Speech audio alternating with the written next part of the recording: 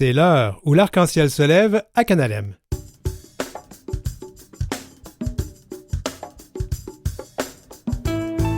Au sommaire de notre émission aujourd'hui, notre balado-diffusion, les thérapies de conversion, elles sont interdites, mais la Fondation Émergence veut s'assurer que tout le monde le sait et lance une campagne de sensibilisation. Les dons de produits sanguins permis pour les personnes queer depuis 3 mois au Québec et un peu plus longtemps au pays ont fait un premier bilan. Une 3e personne guérie du VIH dans le monde, un espoir pour un traitement curatif. Et c'est le Gay Paris à la chronique Voyage. L'heure où l'arc-en-ciel se lève, une émission et balado qui nous fait tourner la tête.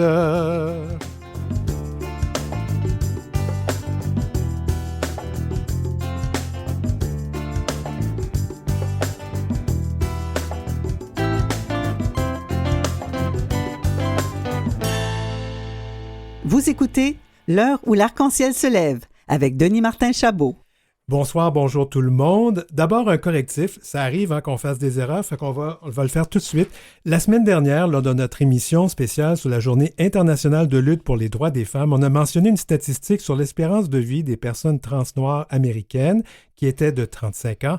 En fait, ce n'est pas vrai. Le site d'information de 19th, c'est un site où des vrais journalistes de nos communautés queer mettent les choses au clair, nous révèle qu'il n'y a pas vraiment de statistiques qui soutiennent donc cet énoncé. En fait, répéter ça, ça ne fait que décourager les personnes transnoires. Il est vrai qu'on a recensé plusieurs homicides de personnes transnoires depuis les 40 à 50 dernières années, et oui, ça tourne autour de 35 ans quand ça arrive, mais on va se le dire, là, malgré les espérances de vie, malgré tout ce qu'on peut dire, un meurtre d'une personne transnoire, un meurtre d'une personne trans tout court, un meurtre tout court, c'est inacceptable. Trans Lives Matter, Black Lives Matter, tenons-nous-le pour dit, et nous excuse pour cette erreur. Donc, notre premier sujet du jour, la Fondation Émergence, en fait, bien que ces thérapies de conversion soient illégales au Canada depuis décembre 2021 et au Québec, ça continue de maintenir la manchette. Ces pratiques, on le sait, visent à changer l'orientation sexuelle ou l'identité ou l'expression de genre d'une personne. Alors, la Fondation Émergence, vous connaissez, je vais me permettre quand même de vous la présenter. C'est un organisme à but non lucratif qui œuvre contre l'homophobie et la transphobie à travers divers programmes de sensibilisation. Il y en a plusieurs, dont la Journée internationale contre l'homophobie et la transphobie qui a été créée ici, je le répète, au Québec, qui a lieu le 17 mai de chaque année. La Fondation Émergence, donc, lance une campagne de sensibilisation pour en finir avec les thérapies de conversion. Et pour en parler, on reçoit Laurent Brault, directeur général de la Fondation Émergence. Bonjour. Bonjour, Denis Martin. Alors, je sais qu'on s'est déjà posé la question. On utilise toujours les pronoms « il » et les accords masculins avec toi. Oui, exactement. Alors, justement, de quoi on parle concrètement là, quand on parle de thérapie de conversion? Initialement, il y avait plusieurs définitions de thérapie de conversion. Donc, avant de lancer notre programme, il fallait d'abord consulter Éducalois, Justice Pro Bono, la chaire de recherche sur la diversité sexuelle et de genre, ainsi que les différentes définitions juridiques, parce qu'il n'y a pas de jurisprudence pour l'instant en lien avec des poursuites pour des thérapies de conversion. Donc, la définition, elle est variable, mais celle qu'on utilise, c'est celle qui est plus collée sur une définition sociologique, celle collée plus sur le vécu des gens, et un petit peu moins juridique, mais il y a toutes sortes de nuances. Mais dans l'ensemble, tous les partenaires s'entendent pour dire qu'une thérapie de conversion, c'est une pratique, un traitement ou un service qui vise à modifier, réprimer ou réduire soit l'orientation sexuelle, l'identité de genre et ou l'expression de genre d'une personne. Donc, autrement dit, on vise à rendre, pour faire en termes très simples, c'est rendre une personne homosexuelle hétérosexuelle ou rendre une personne trans cisgenre. Donc, c'est ça le but ici. Et c'est toutes sortes de procédés. J'ai lu tellement de choses et tellement d'horreurs sur comment ces choses-là se font, mais je pense qu'on peut le dire, il y a des traitements de choc, il y a des traitements très, très, très durs qui peuvent être établis. Alors, ça, là, ce qu'on appelle, moi personnellement, je me permets de dire que j'appelle ça de la torture, là. Ouais. Ça a été banni par les gouvernements. Alors pourquoi la Fondation revient là-dessus avec cette campagne? Souvent, les changements de mentalité se font soit par de la sensibilisation, puis ensuite les lois changent, Mais parfois, c'est l'inverse, c'est les lois qui changent et ensuite les mentalités qui changent. Donc, on est dans le deuxième scénario. Il y a eu une belle avancée au niveau juridique. Il faut le rappeler, là, le Canada est le 11e pays à interdire les thérapies de conversion, 11e seulement. Là. Donc, on a changé les lois et c'est tant mieux. Maintenant, il faut aider les policiers, les services de la santé et des services sociaux, les milieux scolaires à repérer les thérapies de conversion, les identifier, les déceler et ensuite intervenir, soit lorsqu'elles sont faites ou pour vraiment les prévenir. Donc, c'est vraiment pour accompagner les différents milieux, pour vraiment les identifier et prévenir. Et aussi, notre programme, on aura l'occasion d'en parler, mais on souhaite aussi aider les victimes des thérapies de conversion ainsi que leur entourage. Justement, parlons des victimes. C'est quoi l'impact là, qu'on peut dire sur les gens qui ont subi ces thérapies de conversion? Ça peut être très, très variable. D'ailleurs, j'aurais tendance à dire qu'il y a un type de thérapie par vécu de chacune des victimes. Là, c'est des histoires très, très différentes l'une de l'autre. Mais le principal impact, c'est l'impact psychologique, là, c'est la honte de soi. Faut comprendre que les thérapies de conversion prennent forme parce qu'il y a une pression sociale. Il y a quand même de l'homophobie et de la transphobie qui est ambiante dans la société. C'est le sentiment d'être anormal, d'être marginal, d'être différent et que ça soit associé à quelque chose de mal. Donc, les thérapies visent ici à corriger ça, en faisant croire aux gens qu'ils peuvent être une autre personne, qu'ils peuvent devenir hétérosexuels, qu'ils peuvent devenir cisgenres. Donc, c'est vraiment, ici, on capitalise sur un sentiment de mal-être et on l'amplifie. Donc, l'impact principal est vraiment l'impact psychologique, mais aussi il y a des thérapies qui ont des impacts physiques. Quand on parle, par exemple, c'est sûr que ça se pratique un peu moins, là, mais la lobotomie a existé quand même pendant longtemps. On parle de traitements hormonaux pour augmenter la libido. Hein. Moi, on va me donner plus de testostérone pour qu'un jour, je sois attiré envers les femmes. Donc, c'est un peu cette logique-là, mais je veux dire, il y a quand même... On parle de camp de masculinité et de féminité. On parle de thérapie par aversion. Donc, on a tous vu des films là, où on associe une douleur à des images et tout ça. Donc, c'est un peu l'idée là, de... Oui. Mais moi, j'ai lu quelque part, là, je vais le dire parce que je pense que les gens vont peut-être comprendre, où chez les gars, surtout, on attachait des électrodes aux testicules et à chaque fois qu'il avait une réaction à une image masculine d'un homme, on lui envoyait un choc électrique. Ben, j'ai mal. Oui, juste à y penser. Donc, juste à y penser. Oui. Bon. On rit, mais c'est des choses qui existent. Là. Et qui sont les gens qui font ces thérapies-là? Est-ce qu'on peut associer ça beaucoup à des groupes religieux? C'est sûr que les groupes religieux ont vraiment leur responsabilité ici. Donc, disons, c'est ce qui nous vient souvent en tête, là, les exorcismes, par exemple. Ça, on en a vu quand même plusieurs dans les victimes qui nous ont témoigné. Donc oui, les groupes religieux, c'est important. Mais il ne faut vraiment pas négliger les intervenants de la santé et des services sociaux. Donc l'ONU dit que c'est pratiquement une majorité des thérapies de conversion qui sont faites par des intervenants de la santé. C'est vraiment préoccupant. Puis je mentionnais le réseau de la santé en général comme public cible de notre campagne, mais on peut parler des ordres professionnels, les médecins, les infirmières, donc c'est très large. C'est vraiment... souvent, je pense que beaucoup d'intervenants s'en rendent pas compte et ils ont des biais.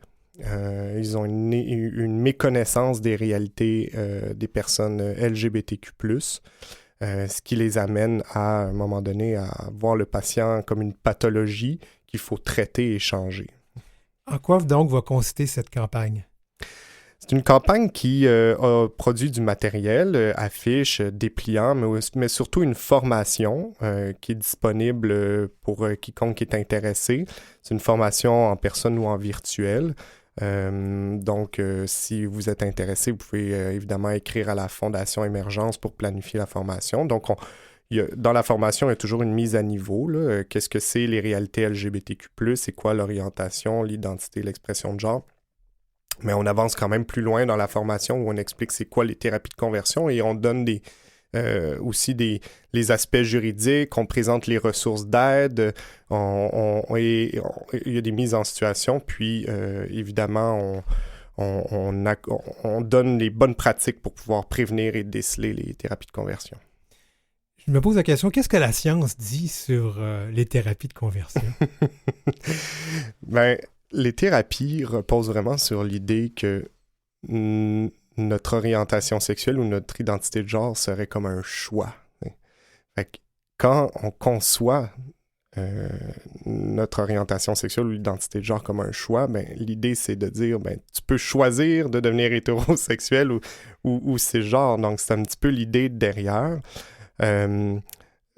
Répète-moi ta question. Qu'est-ce que la science dit, finalement? Oui. Ben, que ce n'est pas un choix. Donc, ça ne sert à rien, les thérapies. Ça ne fonctionne pas. Toutes les personnes qui ont vécu des thérapies de conversion qui nous ont témoigné, il n'y a personne à qui ça a fonctionné, ces thérapies. Ils sont convertis puis ils sont déconvertis, je crois. La science dit que les thérapies sont inefficaces. Et au pire, en fait, inefficaces et puis au pire peuvent causer des dommages à la santé mentale. Oui, totalement. Il y a un livre, je ne sais pas si ça date d'il y a longtemps. Moi, j'ai lu ça, c'est un livre américain. Et la personne qui l'a écrit, peut-être quelqu'un qui nous écoute pourra nous le spécifier, mais ex-gay, there are none.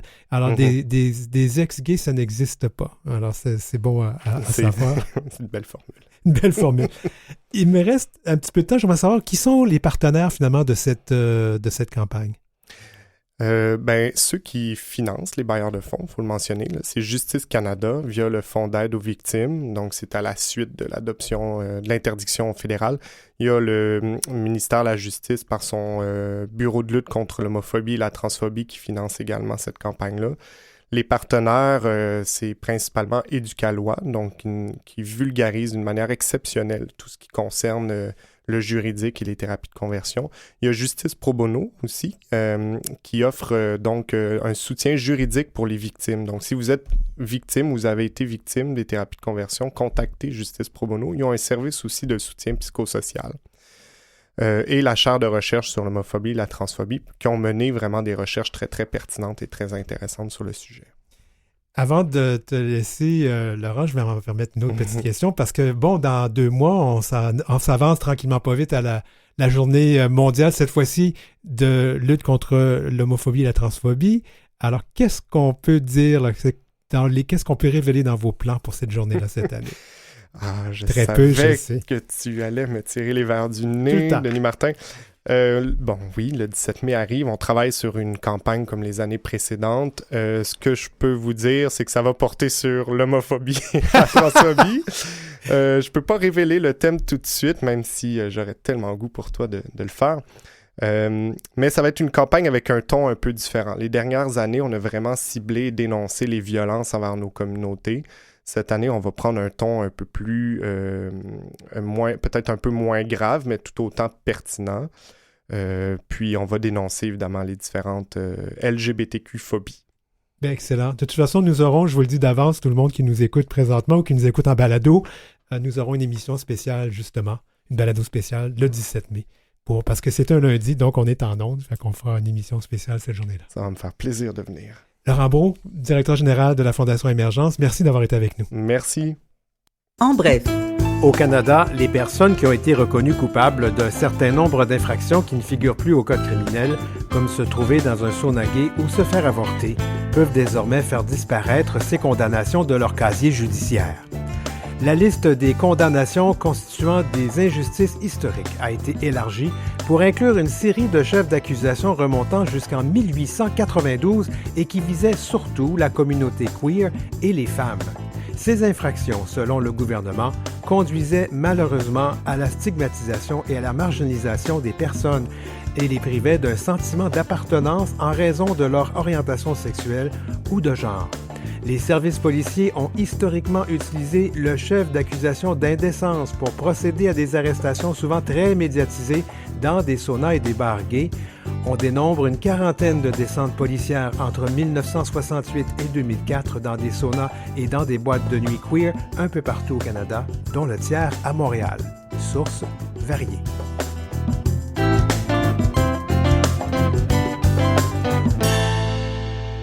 Vous écoutez L'heure où l'arc-en-ciel se lève avec Denis Martin Chabot. Avant de passer au prochain sujet, j'aimerais vous parler d'une pièce de théâtre que je suis allé voir à Québec en fin de semaine. Et c'est relié tout à fait au sujet qui suit. Je suis allé voir donc l'adaptation théâtrale du chef-d'œuvre suédois N'essuie jamais de larmes sans gants de Jonas Gardell. Je dois vous dire que j'avais pleuré ma vie en lisant ce roman. C'était autant de larmes vendredi soir au Trident. Nous avons reçu, si vous vous rappelez, Alexandre Fecteau qui a fait de la mise en scène il y a quelques semaines pour en parler. Alors que dire autrement que c'est tout à fait réussi comme pièce de théâtre. Un très beau texte de Véronique Côté qui a réussi à raconter ce roman de 825 pages en 3 heures et quelques. Mis à part quelques narrations que j'ai trouvées un petit peu trop longues, c'était parfait. Et une conception scénique des blocs noirs, un peu comme le mémorial de l'Holocauste juif à Berlin, qui était donc sur scène, qui se sont déplacés, qui ont permis donc de faire recréer des espaces. Et l'eau qui donne la vie, mais dans ce contexte ici, qui représente le virus et qui donne la mort et qui est un déluge sur scène. C'est assez extraordinaire de voir les comédiens jouer complètement détrempés. Une interprétation sublime. Je retiens donc Olivier Artaud qui jouait le rôle de Rasmus. Il est également directeur artistique depuis septembre du Théâtre du Trident Québec. Olivier donc faisait Rasmus. J'aimais beaucoup Maxime Robin en Paul. Paul qui est la mère Teresa des Fifs, comme il le dit, c'était sublime. Et Maxime Beauregard-Martin en Benjamin, ce témoin de Jéhovah qui décide de s'assumer. Alors, le tout était accompagné d'arrangements musicaux qui vous vont droit au cœur. Ça se termine le 1er avril. Si vous habitez Québec ou si vous passez par là, ne manquez pas ça et faites vite parce que les billets s'envolent. Et on ne sait pas si ce spectacle-là sera en tournée, alors à voir. Ça nous amène à notre prochain sujet. Vous savez que depuis le mois de décembre, depuis le début décembre, au Québec et depuis un petit peu plus avant au Canada, dans le reste du pays, les personnes queer peuvent donner du sang. Ça faisait longtemps que ce n'était pas permis, depuis justement les années SIDA. Et pour en parler, on reçoit la porte-parole et chargée des relations médias d'Emma Québec, Josée Larrivée. Bonjour, Madame Larrivée. Bonjour, Denis Martin. Merci de nous recevoir cet après-midi. On est content de vous avoir là. Nous, on a une petite tradition à mon émission où on demande aux gens quels pronoms ils utilisent ou elles utilisent. Alors, j'imagine, Josée, que c'est elle pour vous? C'est elle pour moi et en fait, je vais juste faire un petit pont sur ce que vous parliez plus tôt, N'essuie jamais de larmes sans gants. Le bouquin est sur ma table de chevet, alors j'étais très intéressée de vous entendre. Vous avez la chance de le voir au Trident, donc c'est un excellent roman que j'ai commencé. C'est sûr que je le dis, ça ne me dérange pas de le dire, je le dis à chaque fois que j'ai l'occasion de le faire parce que c'est important. Moi, je vis avec le VIH depuis maintenant 2004 et c'est sûr que ça vient me chercher ce genre de livre-là. Et à l'époque du livre, oui, j'ai connu beaucoup de personnes qui sont mortes justement à cause du sida. Mais justement, allons-y. On se souvient que parce que c'était compliqué, parce qu'il y avait des risques, on avait décidé de ne plus permettre aux personnes, notamment les hommes gays, mais les personnes qui ont des relations sexuelles avec d'autres hommes, de donner du sang. Ça a été la politique pendant longtemps et ça a changé. Qu'est-ce qui est différent maintenant? Vous savez, cette politique, oui, était basée sur un principe de précaution, n'est-ce pas? Il faut se souvenir, Emma Québec a 25 ans cette année. Il faut se souvenir des bases sur lesquelles a été fondée Emma Québec. Alors, le principe principal, c'est celui de la sécurité. Et je fais référence, bien sûr, comme vous le mentionniez, au scandale du sang contaminé. Donc, ce qui a changé, c'est la possibilité d'évaluer l'admissibilité de tous les donneurs sur une base individuelle désormais, plutôt que sur des comportements personnels ou sur l'appartenance à un groupe jugé à risque. Alors ça, au Québec, ça s'est fait pour le don de plasma le 2 octobre dernier Oui. et ça s'est fait pour le don de sang, comme vous le disiez, le 4 décembre. Alors, maintenant, qu'est-ce qu'on fait de différent? J'imagine qu'il y a un questionnaire auquel les personnes doivent répondre. Qu'est-ce qu'on demande aux gens habituellement là-dessus? Il y a souvent des gens qui me demandent est-ce qu'il y a un questionnaire particulier pour les communautés LGBTQ+. Alors non, c'est l'inverse en fait. On parle ici d'inclusion, alors c'est un questionnaire non genré. C'est le même questionnaire qui s'adresse désormais à tous les individus, quel que soit le sexe, le genre, l'orientation sexuelle. On pose les mêmes questions à tout le monde. Ça veut dire, par exemple, que on va tous se retrouver avec des questions sur nos antécédents de grossesse. Alors, ça ne s'applique pas, ça ne s'applique pas, mais Mhm. tout le monde répond aux mêmes questions. Alors, dans le cas qui nous concerne, les communautés queer, les questions spécifiques en fait, qui leur sont adressées, même si c'est un questionnaire pour tous, est-ce qu'on parle donc, j'imagine, de plusieurs partenaires, de relations sexuelles avec ou sans préservatif? Ben, en fait, oui, on va viser les comportements sexuels à risque, bien sûr. Alors, on va demander à tous les donneurs potentiels s'ils ont eu une nouvelle ou un nouveau partenaire au cours des 3 derniers mois. On va aussi demander s'ils ont eu des partenaires multiples. Et dans le cas où on répond oui à une de ces questions, alors on va poser la question sur les relations anales qui ont eu cours au cours des 3 prochains mois, Oui. quel que soit, encore une fois, le sexe, le genre, l'orientation sexuelle. Les mêmes questions sont posées à tout le monde. Parallèlement à ça, les hommes ayant eu des relations sexuelles avec d'autres hommes qui sont en relation stable, qui ont une vie sexuelle active, peuvent donner. D'accord.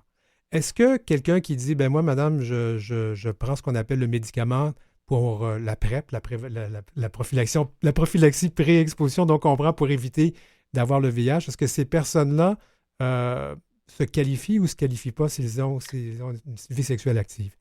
Ne se qualifient pas. Alors, ça n'a pas changé hein, avant Mhm. le questionnaire non genré. C'était le même cas pour un principe de précaution, effectivement. Et que dire des personnes qui ont le VIH et qui ont une charge virale indétectable? Euh, je veux juste mentionner, juste à cet effet-là, pour pas avoir de surprise, puis pas se prendre rendez-vous, se rendre, parce que là, on parle de technicalité sur se Oui. qualifier, pas se qualifier, comment répondre à la question, mais j'aimerais revenir sur quelque chose qui est très important, qui est le sentiment qu'on a quand on décide d'aller donner du sang ou du plasma. D'accord. Euh, c'est c'est un don de soi, c'est un geste qui demeure, qui part du cœur très souvent. Et se faire refuser, c'est difficile, ça peut être frustrant. Oui. Alors, moi, ce que j'invite les gens à faire, c'est vraiment de prendre le temps de venir sur le site d'Emma Québec dans la section Je donne. Il y a une série de pictogrammes là, dans Puis-je donner, en fait. Puis il y a toute une série de questions sur des questions-réponses sur la diversité sexuelle. Ces questions et réponses ont été vraiment travaillées en fonction des questions qu'on se fait poser puis des réalités qui sont sur le terrain. Alors, c'est pas un langage opaque, c'est un langage qu'on connaît tous et on s'y reconnaît dans ces questions-là. On a travaillé beaucoup avec la chaire de recherche sur la diversité sexuelle, Pluralité. pluralité des Oui. genres, je vais le dire, hein, de l'UQAM et la Fondation Émergence, avec qui vous parliez tantôt, donc, qui ont pour but d'éduquer, d'informer, de sensibiliser la population. Donc, les questions-réponses sont vraiment toutes là et ça évite ben, d'abord d'avoir l'espoir d'aller donner, de prendre rendez-vous, de se déplacer, puis de vivre cette déception-là. Euh, J'aimerais vous amener peut-être, parce que je me rends compte que l'entrevue commence à tirer à sa fin, mais depuis là quelle a été la réponse jusqu'à maintenant des communautés LGBT, du LGBTQIA+, là, au fait elles peuvent, si ça fonctionne, donner du sang, et est-ce qu'elles ont participé? Est-ce qu'on a noté une hausse des dons de leur part? ben, vous savez, d'abord, ce que je veux dire, c'est que face à la diversité sexuelle et à l'inclusion, c'est une valeur très importante. On a travaillé fort chez Emma Québec pour arriver à ça et avoir une réponse positive de la part de Santé Canada, tout en restant hautement sécuritaire, bien sûr. Euh, on est prudent avec l'inclusion. Donc, c'est des gens à qui on a dit non pendant longtemps pour des raisons de sécurité, à qui on ouvre les bras et on dit oui maintenant. Alors, on y va avec parcimonie et beaucoup de respect. Ce questionnaire qui est non-genré, comme je vous le disais tantôt, ne comptabilise pas justement les gens qui appartiennent aux communautés LGBTQ+, c'est la beauté de l'affaire.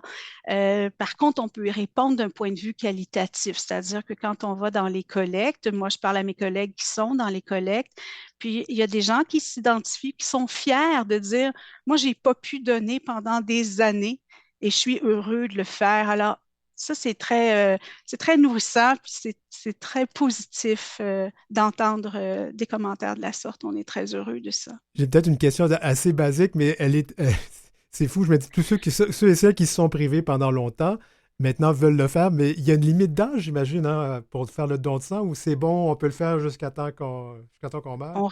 On répond, si on répond bien à tous les critères, alors on vous invite à venir remplir le questionnaire. Si vous n'êtes pas certain à cause de... C'est sûr qu'avec l'âge, souvent, il y a des médicaments qui s'ajoutent à notre quotidien et à notre régime de vie. Donc, il y a un numéro de téléphone. Quand on n'est pas certain, on peut parler à une infirmière du service d'honneur. Alors, je vais le mentionner, Oui, c'est le allez-y. 1-800. 1-800-847-25-25. C'est un numéro très important. Donc, d'abord, on va voir sur le site web, c'est facile, c'est pas complexe. On va dans la partie puis-je donner et je veux dire, c'est pas parce qu'on n'est pas allé, c'est pas parce qu'on appartient à la communauté LGBTQ+, qu'on n'est pas allé chez le dentiste ou qu'on n'a pas eu un tatou, qu'on n'a pas voyagé dans les 3 derniers mois. Alors, je vous invite à aller voir tous ces critères d'admissibilité et si vous avez des questions particulières pour lesquelles vous ne voyez pas les réponses, n'hésitez pas, les infirmières au bout du fil sont formées et ils sont très sensibles aux questions que vous allez leur poser. Donc, sentez-vous bien à l'aise. Bien, Madame Larrivée, on arrive au bout de l'entrevue. Je vais répéter le numéro de téléphone 1-800-847-2525. Si vous n'êtes pas certain, si vous ne trouvez pas les réponses sur le site web d'Emma Québec. Je vous remercie d'avoir participé à l'émission. Merci sincèrement de nous avoir reçus. Merci. C'était José Larrivée d'Emma Québec.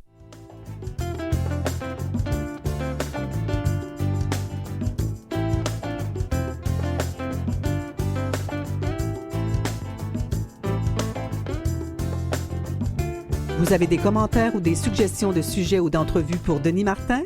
Contactez-le à heureciel@outlook.com.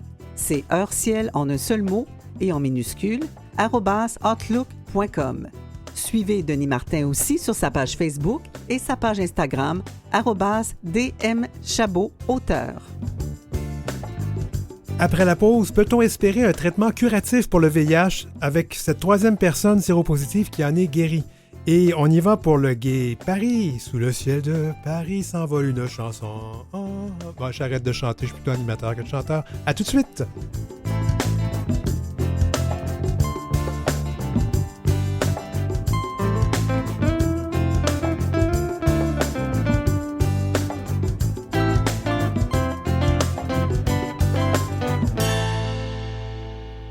De retour à l'heure où l'arc-en-ciel se lève.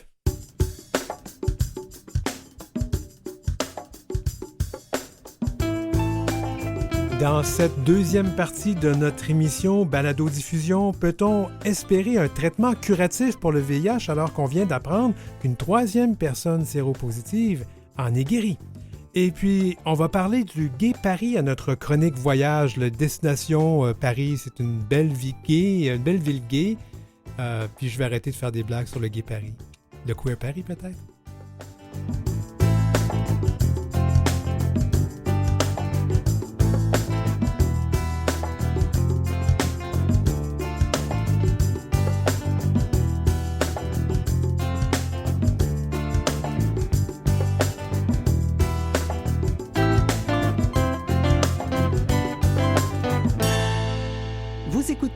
L'heure où l'arc-en-ciel se lève, avec Denis Martin Chabot.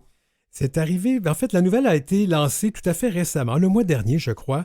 Un patient, un homme de 53 ans, a été déclaré guéri du VIH après une greffe qui avait pour but de soigner sa leucémie. On l'a appelé le patient de Düsseldorf et c'est seulement la troisième personne à avoir mis au tapis l'infection en question. Alors, on a décidé de demander à notre chroniqueur santé, notre chroniqueur santé à Chronique aux petits soins avec Gengis Grenier.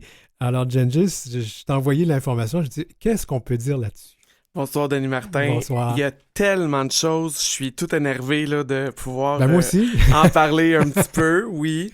Les 3 patients qui ont été guéris, dans le fond, du VIH, faut comprendre qu'il y avait une leucémie.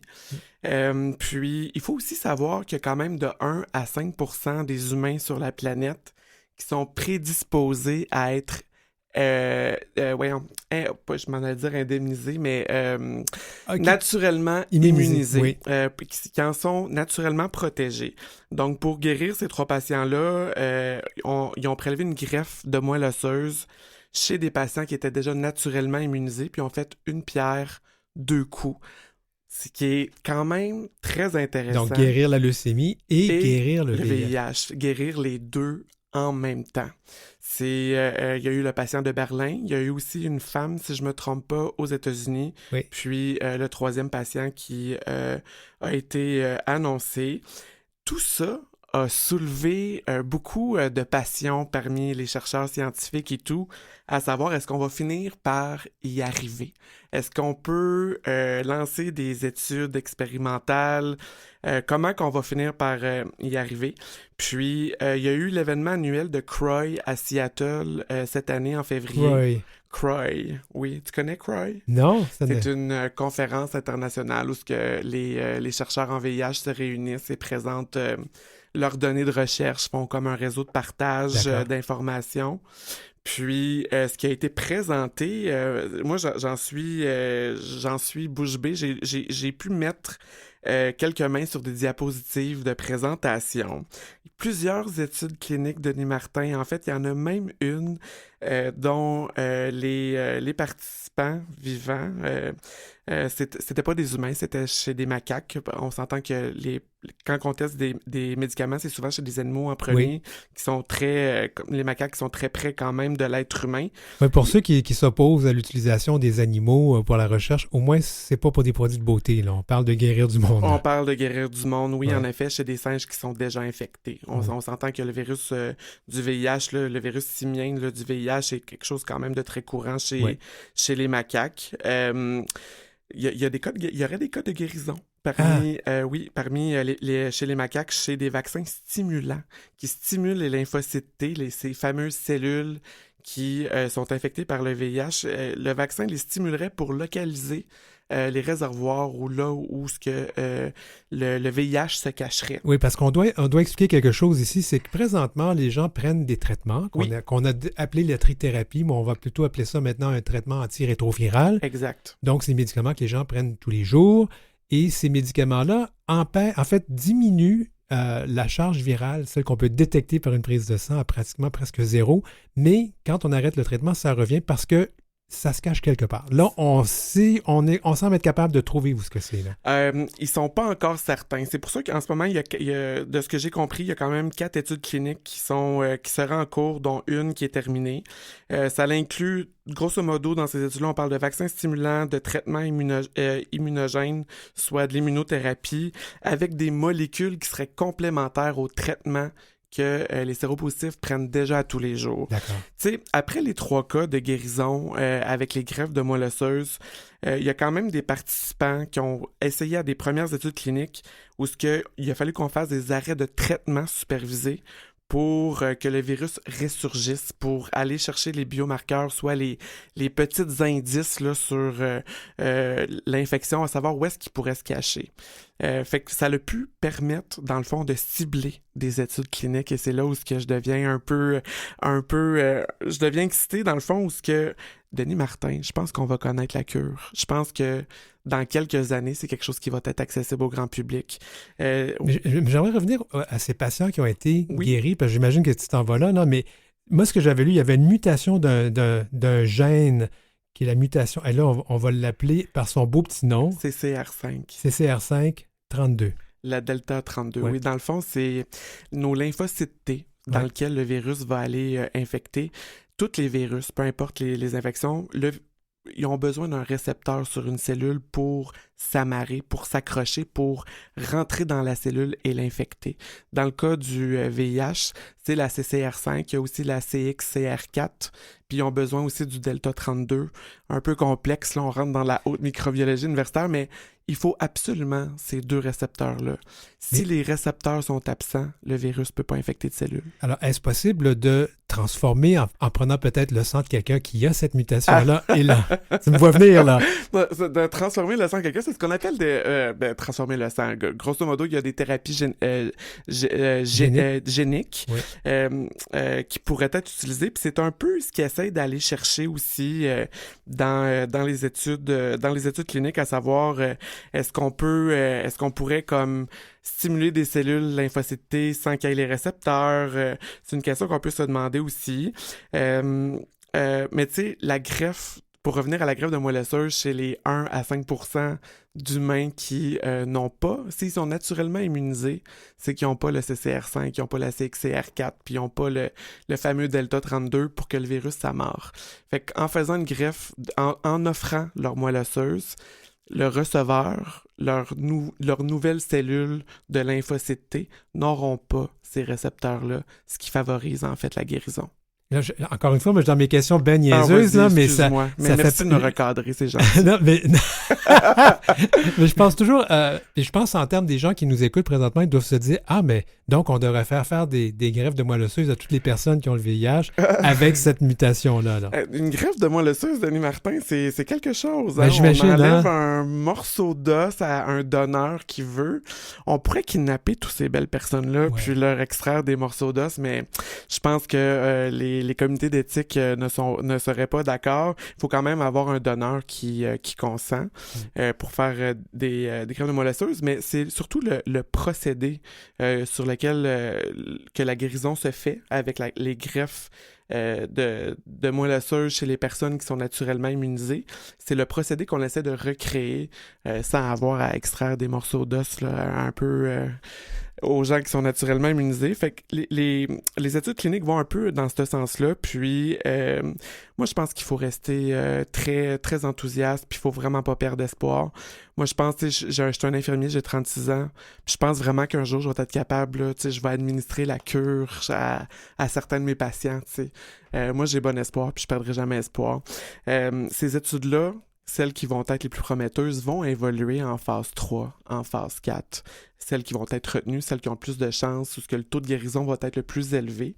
C'est sûr que c'est des essais cliniques qui sont contrôlés. Ça se fait pas dans n'importe quelle circonstance. Faut que les patients soient éligibles aussi pour recevoir les traitements curatifs en essai clinique.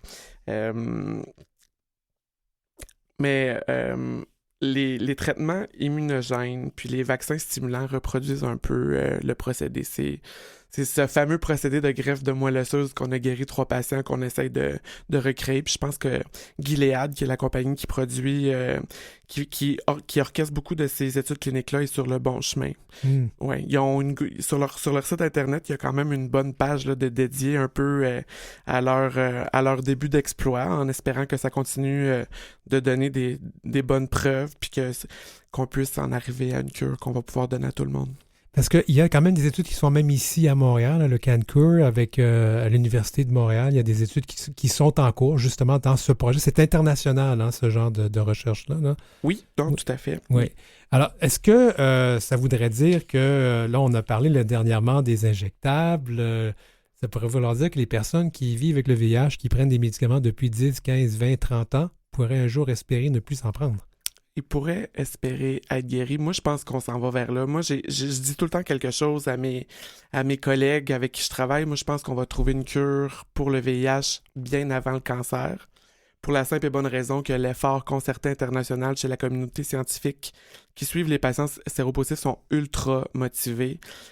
Puis, tu sais, chaque avancée, on essaie de transformer ça en quelque chose de positif, puis on ressort ce qui est important pour continuer de faire avancer la science. Moi, je suis arrivé là, en VIH, je suis arrivé en 2015. Les choses évoluent rapidement, puis pour le mieux.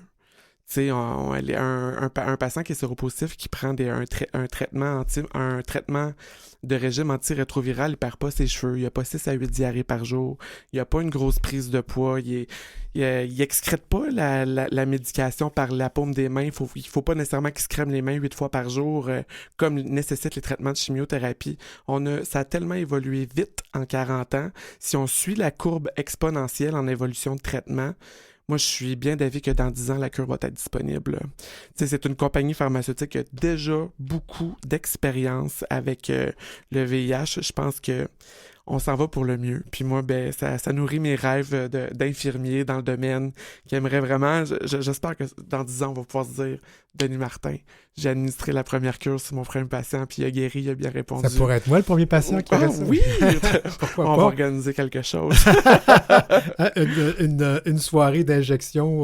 Ouais. Ce qui est intéressant avec tout ça, dans ce que j'ai dénoté, c'est que oui, on a été capable de guérir la leucémie et le VIH. Tantôt, tu me parlais de traitements géniques qu'on pourrait modifier. Il y a un cas aux États-Unis, puis apparemment, c'est vraiment un traitement rare qu'on offre. Il y a une jeune patiente de 7 ans qui s'appelle Emma Whitehead. Elle a été diagnostiquée avec une leucémie lymphoblastique aiguë. Elle ne répondait pas à la chimiothérapie, elle ne répondait pas à la radiothérapie et tout.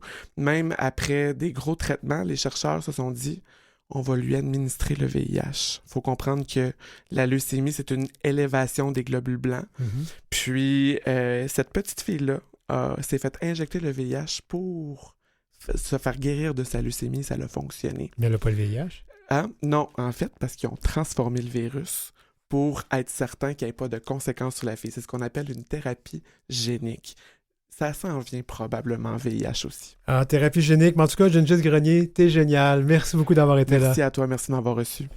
En bref. Le mariage pour tous fait un peu de chemin dans certains coins du monde et du surplace ailleurs.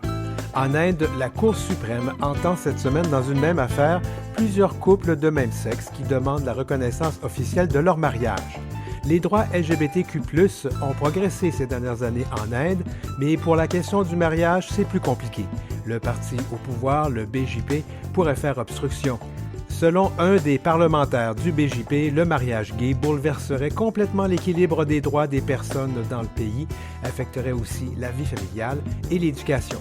Le Japon, lui, se retrouve en plein débat sur la même question alors que le principal parti d'opposition a déposé un projet de loi en faveur du mariage pour tous. Il force ainsi la tenue d'un débat, même si le gouvernement va certainement s'y opposer. Le Japon est le seul pays du G7 à ne pas reconnaître le mariage pour tous. Et enfin, la Cour suprême du Panama refuse pour sa part de reconnaître le mariage entre personnes de même sexe. Sources diverses.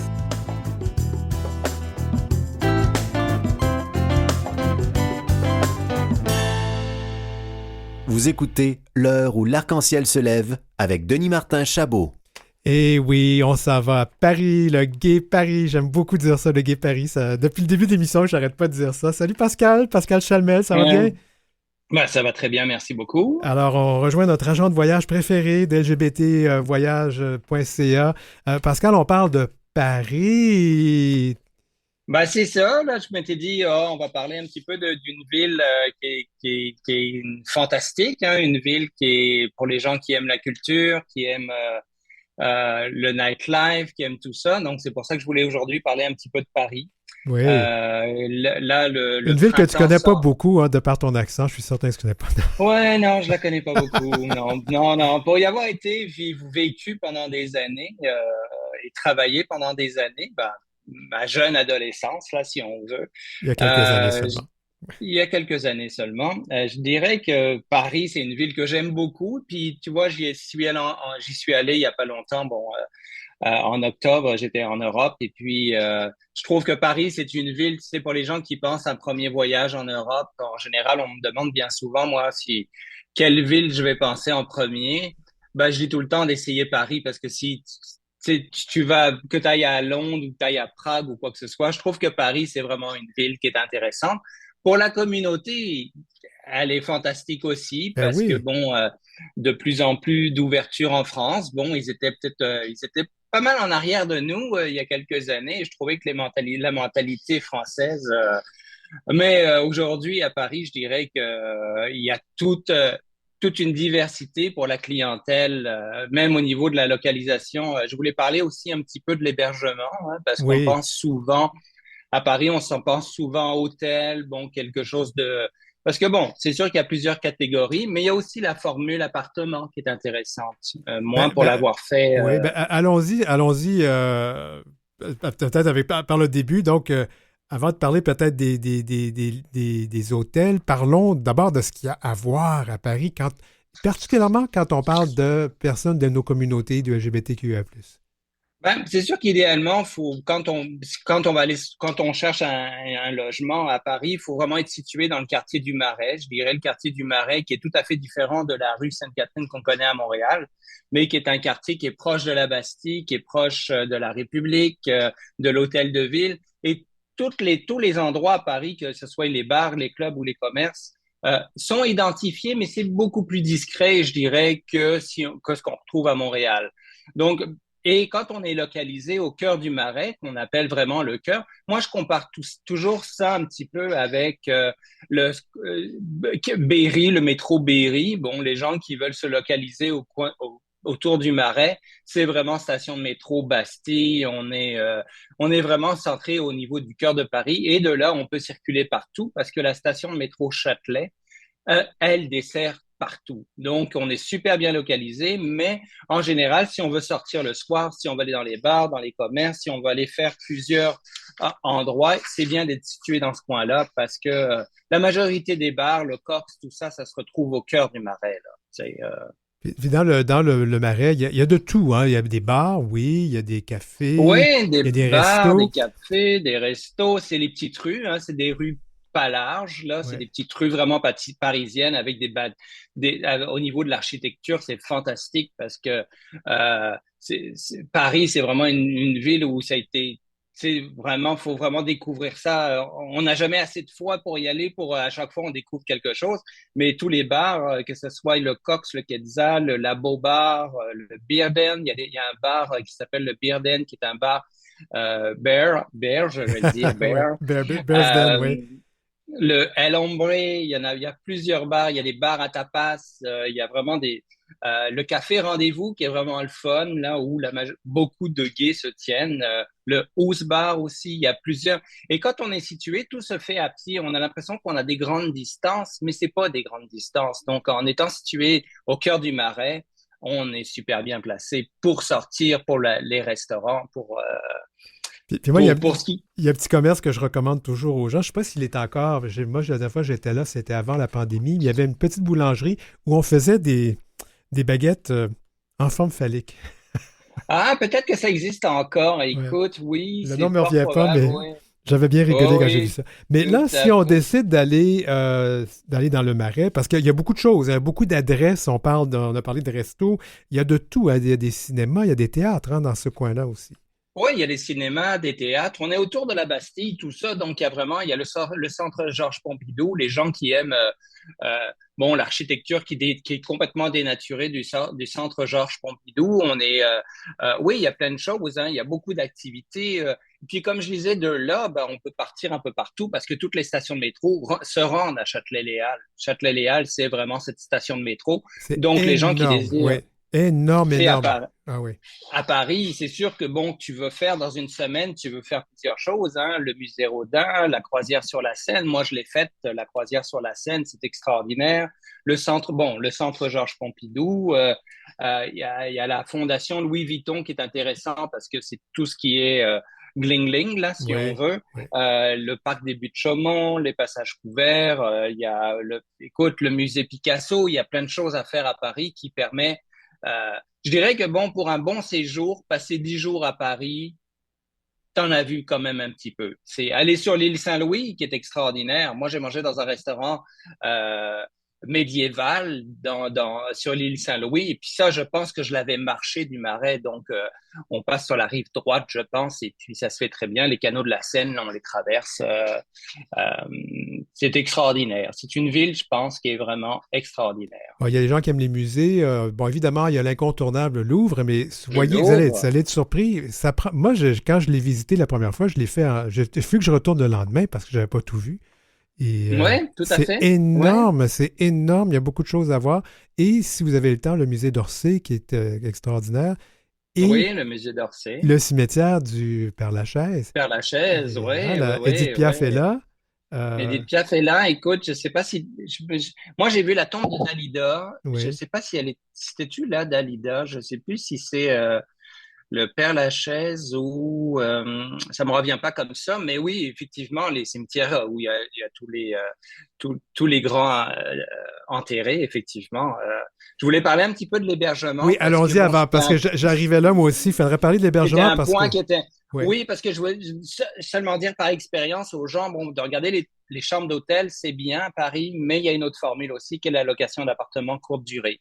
Et ça, moi, je peux vous aider ou vous pouvez en avoir en ligne. Bon, il faut toujours faire attention, mais c'est une formule qui est extraordinaire à Paris, la location d'appartements, parce que dans tout, bon, que ce soit dans le quartier du Marais ou partout à Paris, vous avez plein de commerçants qui font des plats cuisinés, tu sais, du cassoulet, des lentilles aux saucisses, des plats français, là, que t'emmènes dans ton appartement. Le soir, tu reviens, tu le fais chauffer dans le micro-ondes de l'appartement. Puis je conseille souvent aux gens de louer un appartement. Tu sais, la chambre d'hôtel, tu t'enfermes, ça fait 15 mètres carrés. Une chambre d'hôtel à Paris, là, à 250 piastres, c'est 15 mètres carrés. Hmm. Un appartement, c'est facilement, tu sais, on est à 37, 40 mètres carrés. Donc, c'est plus agréable de voyager. Puis des fois, pas plus cher de louer un appartement à Paris. Donc, Mais ça, c'est une location qu'on passe pas là, par le Airbnb. Il faut passer par des gens comme toi, là.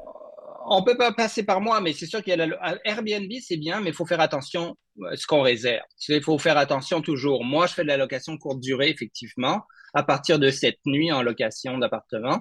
Mais bon, c'est sans faire seulement la promotion de mes trucs, les gens peuvent regarder, mais du moment qu'ils ont confiance avec une entreprise qui est géré par le Québec, je dirais quand même, qu'un bon, parce que des fois, les gens se font prendre à réserver comme ça, puis ils perdent leur argent parce que la réservation n'est pas acceptée sur place là. Oui, des fois, elle n'est pas honorée. Ben, écoute, Honoré. oui.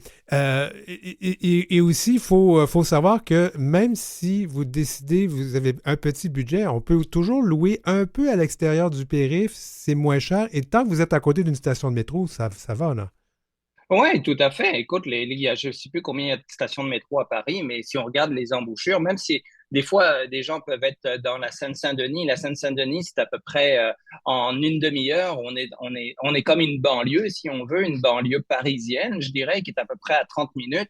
On peut être localisé dans ce coin-là et puis pouvoir se rendre à Paris tous les jours. Le transport ferroviaire à Paris est exceptionnel. Les autres services d'autobus, les trains, les métros, le RER, le réseau express régional qu'on appelle, c'est extraordinaire pour se promener. Et justement, on peut être en Seine-et-Marne, on peut être dans plusieurs coins sans justement être au cœur de Paris et payer les prix chers. Là. Effectivement, tu as raison, tout à fait. Puis on recommande aux gens, s'ils veulent y aller, ben, le mois de juin, ben, c'est la marche des fiertés là, qui s'en vient, je pense autour du Oui, 25-26 juin. Alors ça, c'est à voir. Il ne nous reste pas oui. beaucoup de temps, mais on avait promis de faire tirer des beaux chandails lgbtvoyage.ca. Et j'ai demandé, alors parce que j'ai mis les noms des participantes sur des bouts de papier, et j'ai donné ça au régisseur qu'on entend. Oui, je mélange les papiers présentement. Alors, Maurice, tu nous sors un ou une gagnante. Et voilà. Oui, bonjour. On commence le Bonjour. premier papier que je sors. Le nom sera Miklos Agoston. Félicitations, Alors, Miklos. bravo. Alors, Et je brasse encore, et voilà, on ne bouge pas. J'en ai un. Et ce sera Michel Bérère? Bérère, ouais, Oui. merci. Oui, c'est moi Donc, qui ai écrit. Je sais, j'ai pas toujours une écriture Non, facile ça à lire. va. Donc, félicitations à vous deux. Félicitations aux gagnants. Alors, ils Félicitations reçoivent à vous deux. Alors, ce qu'on va faire, si vous nous écoutez, je crois qu'on va prendre contact avec vous pour savoir quelle grandeur de T-shirt et puis l'adresse et tout. Et Exactement. écoute, c'est vraiment très généreux de ta part, Pascal. On apprécie ça beaucoup. Ben, ça me fait plaisir, ça me fait plaisir. Les gens vont faire de la publicité à Paris avec mes t-shirts. Est-ce que C'est ça. tu fais des affaires là aussi? Tu as des clients à Paris? Ah ben oui, Oui, Quand moi, je suis allé j'aborde tout le quand je suis allé à Cuba, il y avait un Parisien qui était venu avec. Oui, il y avait un Parisien, exactement. J'en ai pas beaucoup, là. Pas beaucoup. C'est Bon. c'est plutôt. En ce moment, c'est beaucoup de gens qui veulent aller à Paris, là, de Montréal. Là. Ben, on s'est C'est privé, la hein? saison qui commence. On s'est privé tellement avec la pandémie. Pascal Chalmel, on se revoit dans un mois. Merci beaucoup d'avoir été avec nous. Ça fait plaisir. Merci à vous. Là. Merci. Alors, c'était Pascal Chalmel d'LGBTvoyage.ca.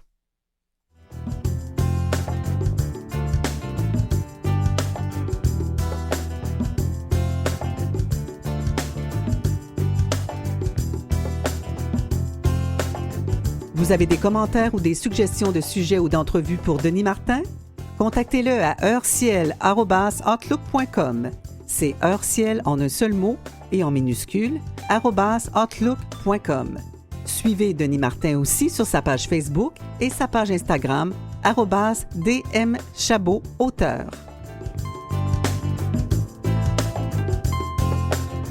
Oui, justement, la fameuse page Facebook ou Instagram aussi, je suis sur les deux, DM Chabot Auteur, si vous voulez avoir des informations, parce que je publie souvent des trucs sur les sujets que nous avons diffusés dans cette émission ou balado-diffusion, peu importe comment vous nous écoutez. Alors, c'était l'heure où l'arc-en-ciel se lève pour ce lundi 13 mars 2023. Merci de votre fidélité et n'hésitez pas, comme l'a dit Hélène dans cette annonce, n'hésitez pas à communiquer avec nous. Heureciel en un seul mot en minuscule @outlook.com. Merci à nos invités aujourd'hui, Laurent Brault, directeur général de la Fondation Émergence, José Larrivée, porte-parole d'Emma Québec, Gengis Grenier, infirmier pour sa chronique aux petits soins, et puis j'ai mon voyage avec Pascal Chalmel d'LGBTvoyage.ca. Merci à l'équipe, France Dauphin à la recherche, Maurice Bolduc à la mise en onde, Jolie Curly pour la musique thème, Jolie Omelette pour les réseaux sociaux de Canal M, et merci à toute la direction et l'administration de Canal M. Je m'appelle Denis Martin Chabot. On se dit à la semaine prochaine.